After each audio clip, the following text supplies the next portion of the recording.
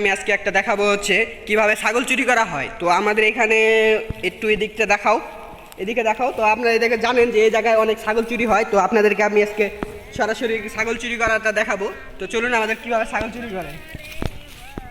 Hello guys, দেখেন এখানে একজন লোক আছে। তো ওনাকে দেখে মনে হচ্ছে ছাগল চুরি করবে। তো ওনার কাছে একটু আমরা প্রশ্ন করি, ছাগল চুরিটা করে কেমন? ভাই আসসালামু আলাইকুম। ওয়ালাইকুম আসসালাম। ক্যামেরাটা একটু ক্লোজ করুন।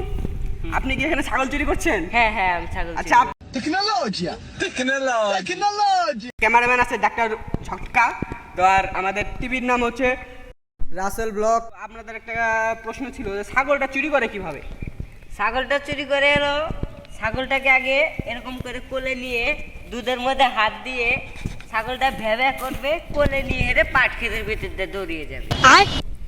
এখন কি আপনি বুঝছেন? তো গাইজ হাস্যকর, এটা পুরো হাস্যকর। আমার হাসি পাচ্ছে না, তো আমি কেটে কেটে হাসি বার করছি। তো তো এখানে ছাগলটা চুরি করবে। তো ছাগলটা চুরি করে তার পরিকল্পনাটা কি, সে কি করতে চায় সেটা আজকে আমরা দেখবো। ছাগলটা চুরি করে আমি একটা ঘর দিব, ঘর দিয়ে আমার বউ বাচ্চারা ওরা থাকবে। তো গাইস আপনারা শুনলেন, ওনার বউ বাচ্চারা থাকবে ঘরের ভিতরে, ওনার থাকার কোনো ঘর নাই। তো এই ভিডিও থেকে আমরা যতগুলো টাকা পাবো সবগুলা ওর বউকে দান করবো, যেন ওর বউ আমাদেরকে দেয়, মানে ধন্যবাদ দেয় আর কি। যা ভাবছেন আপনারা সেটাই ধন্যবাদ দেওয়ার কথাই বলতেছিলাম আমি। কিন্তু ওইটা পাবেন না যেন আবার। না গাইস, উল্টা পাল্টা কিছু ভাবাই যাবে না। তো ছাগল ভাই, আপনাকে যে চুরি করছে আপনার অনুমতিটা কি? বাইগান ঘাস খাবো। তো গাইস ওনার কোনো অনুভূতিই নাই, সে ভাবছে তাকে মনে হয় বিক্রি করে দিচ্ছে, অন্য লোকে নিয়ে যাচ্ছে।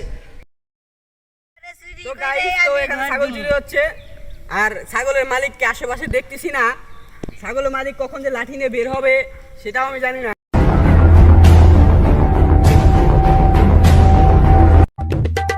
তো গাইস আমরা ওখানে দেখতে পাচ্ছি কেউ যেন একজন লেংটি মারতেছে, সে ছাগলের স্যার সে যেন পালান।